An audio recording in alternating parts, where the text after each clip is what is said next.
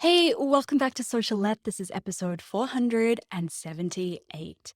Now, last year I deleted 15,000 subscribers off my email list. I watched my email list go from close to 80,000, I think it was around 75 to 80,000, back down to 60,000. And since then, I've gone through a couple more deletes where I've removed anywhere between 1,000 and 2,000 contacts at a time.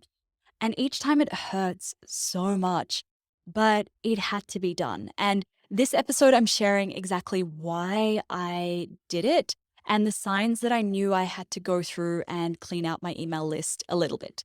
So, having these extra subscribers on my email list was really just keeping my ego happy. It was just a vanity metric that made me feel successful because none of these subscribers were the right people for my business. They didn't open my emails, they didn't click, and none of them bought anything that I was selling.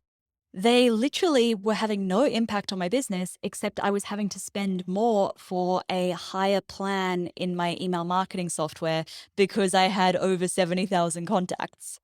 Now, here were a couple of the reasons why I deleted these subscribers. So, firstly, a lot of them came from a free masterclass that I was running Facebook ads to. And it was great. It was for my podcasting masterclass. But what happened is that podcasting masterclass really took off. And I ended up having around 100,000 people go through it in the space of about 18 months. Now, a lot of those leads were really average leads. Some of them were misspelt email addresses, some of them were junk email addresses, some of them were just interested in my podcasting masterclass, but had no interest in any of the other things that my business did. Many of them didn't even have businesses. They just wanted to start a podcast about a hobby or a storytelling podcast, for example.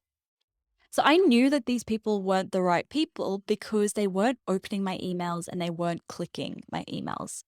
And my open rates and my click through rates decreased big time.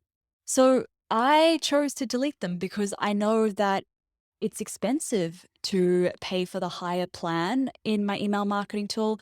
And why should I pay money to keep subscribers there when they're not opening my emails, not clicking them, and not buying from me?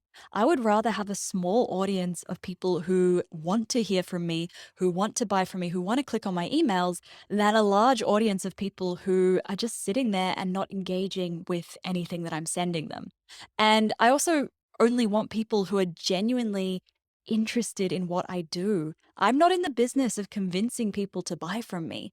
I'm not trying to sell to people who don't want what I'm selling to them. And it's really funny because I thought that deleting these contacts would actually have a bit of an impact on my business, but it's literally had no impact. My open rates have gone up because there's fewer people on the email list, so a greater percentage are opening them.